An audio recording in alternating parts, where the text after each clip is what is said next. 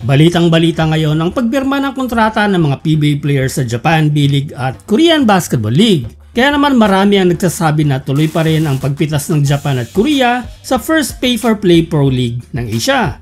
Pero alam nyo ba guys na hindi lang ang pambansang liga natin ang nakukuhanan ng players ng B-League?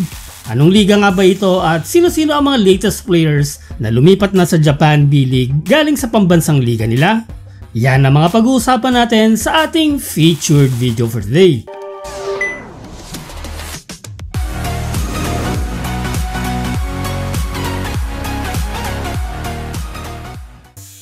So yun na nga guys, at headline ngayon ang paglipat ni Barangay Ginebra Kings player na si Jamie Malonzo sa Japan B-League. Sa paparating na 2025 to 2026 season ay maglalaro siya para sa Kyoto Hanaris na dating team ni Matthew Wright. Ang kanyang pinirmahang kontrata kahapon just in time sa kanyang kaarawan ay 1-year guaranteed contract na may option para sa ikalawang taon. Nag-expired guys ang kontrata ni Jamie kaya naman malaya siyang maghanap ng ibang option at sakto nga at inoferan siya ng Kyoto. At 29 years old ay masasabi natin na nasa peak ng kanyang laro si Malonzo at posibleng akma ang kanyang pagiging athletic sa estilo ng laro sa B-League. Medyo dismayado si Coach Tim Cone sa paglipat na yan ni Jamie Malonzo pero suportado naman niya ito at ni Al Francis Chua dahil ayon sa kanila ay makakabuti ito sa development ng laro ni Jamie.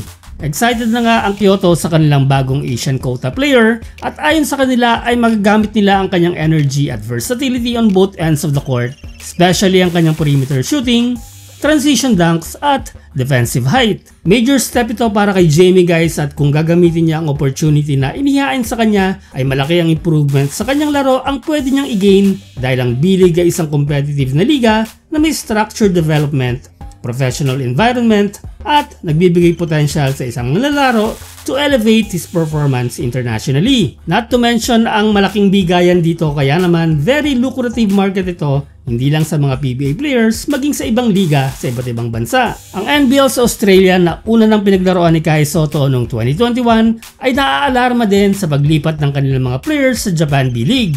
This offseason nga ay ilang players sa kanilang liga ang nag-jump ship sa Japan. Sila ay sina Trey Kell ng Illawarra Hawks na maglalaro para sa Toyama Grouses, si Keanu Pinder na naglaro naman sa Perth Wildcats at ngayon ay player na ng Akita Northern Happy Nets. Andyan din ang paglipat ni Tanner Groves ng Cairns Taipans na pumirma sa Nagasaki Velka.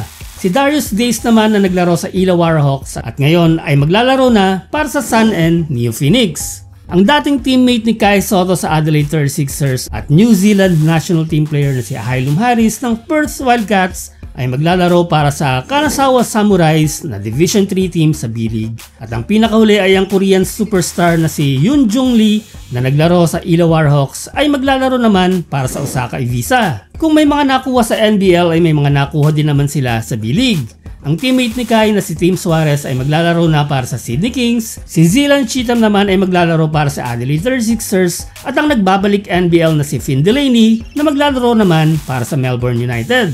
Sa tingin ko guys, dahil na din sa pagiging practical ng mga players sa laki ng offer sa Japan at sa magandang development na pwede nilang makuha sa B-League ay ang mga pangunahing dahilan kung bakit magpapatuloy pa ang paglipat ng mga players natin maging sa NBL Australia. Ang NBL Australia ay wala tayong masasabi dyan sa structure ng kanilang liga dahil bukod sa competitive ito ay isa na rin ito sa masasabi nating top basketball league sa buong mundo. Samantalang ang ating pambansang liga na PBA naman ay hindi pa rin nag-i-evolve kaya naman marami ang nagsasabi na isa ito sa maraming dahilan kung bakit napag-iiwanan tayo ng ibang liga sa Asia. Kaya naman makikita mo ang direktang effect nito sa arena viewership na malayong malayo sa jump pack na mga nanonood dati kahit pa man hindi Ginebra ang may laban. Alam ko guys na marami na ang nagsabi na kailangan talagang mag-evolve ng PBA para makasabay ang liga sa mga kagaya ng KBL at B-League pero hanggat hindi pa ito nangyayari ay asahan natin na magpapatuloy ang paglipat ng magagaling nating players sa Japan at Korea.